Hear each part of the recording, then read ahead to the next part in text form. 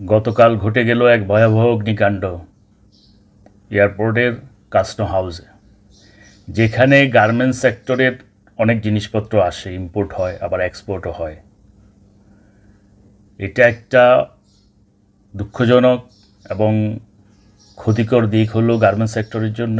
আরেকটা হলো বাংলাদেশের নামকরা একটা ম্যানুফ্যাকচারার প্যাসিফিক জিন্স, এখানে শ্রমিক দাঙ্গা হলো এবং দেখলাম অনেক শ্রমিক হাসপাতালে ভর্তি আছে। এটা একটা নামকরা প্রতিষ্ঠান, এখানে কমপ্লায়েন্স খুব ভালোভাবে মেনটেন করা হয়। কেন যে ঘটলো বুঝলাম না। প্যাসিফিক জিন্স তো একটা খুব কী রোল প্লে করছে ম্যানুফ্যাকচারিংয়ে, ডেনিম কাজের জন্য ওরা ভালো, কিন্তু ওদের শ্রমিকদের দেখলাম খুব এর মধ্যে আবার চট্টগ্রাম ইপিজেডে একটা ফ্যাক্টরিতে আগুন লাগলো, সব একবারে ভ্যানিশ হয়ে গেছে আগুন লেগে। এই যে গার্মেন্টস সেক্টর তো অশনি একটা সংকেত দেখা যাচ্ছে।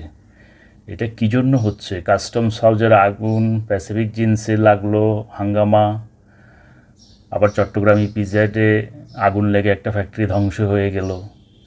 তো এখানে অনেক শ্রমিক জড়িত। শ্রমিক ভাই বোনদের জন্য আমাদের আসলে প্রাণ কাঁদে। শ্রমিক ভাই বোনরাই এইসব ডলার নিয়ে আসছে দেশে।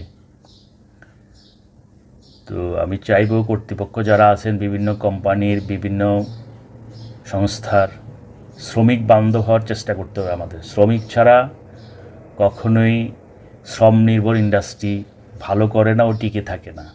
আর আন্তর্জাতিক ষড়যন্ত্রের দিকেও আমাদের চোখ রাখতে হবে, কিন্তু ভয়াবহ ব্যাপার স্যাপার ঘটলেই ওইটা প্রোটেকশন করতে হবে।